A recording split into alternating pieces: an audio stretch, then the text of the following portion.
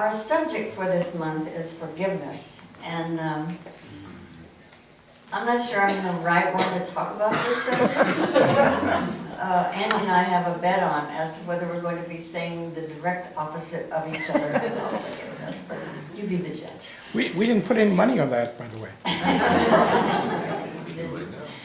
I don't like that word.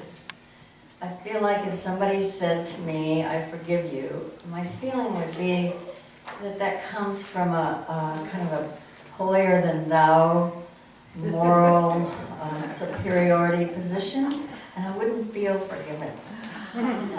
I wish that I would rather use the word understanding, like that we understand that everybody's doing the best they can, and say you have this relationship with somebody and they're usually nice to you, but one day they're really cranky and mean, and you just know they're either too hungry or too tired or too hot or too cold or something like that. Something's going on in their lives, and so you just overlook it, and you hope that when you have a bad day that they'll understand and they'll just overlook it too. So I like that word better.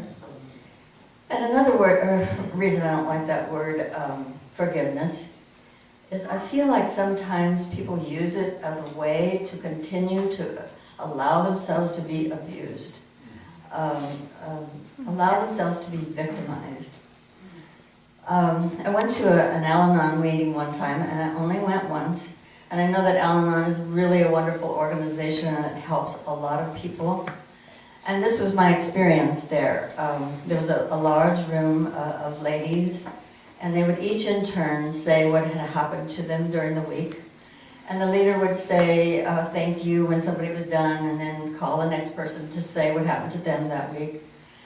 And so it went around like that. There was no crosstalk, there was no solutions or arguments or anything like that, which I think is very helpful.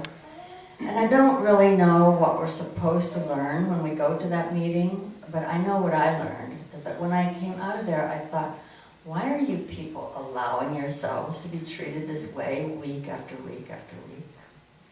And I think that we have an obligation to other people to expect them to respect us, and especially with our little children, and the younger the better, to learn, to be taught that to not treat people with respect has consequences.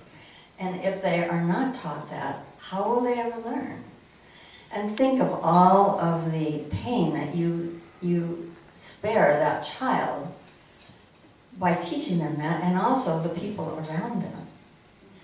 So I feel like if you have a relationship in your life where you're constantly having to forgive and forgive and forgive, there's a lot of wonderful people in the world. You need to find somebody else to go out and play with.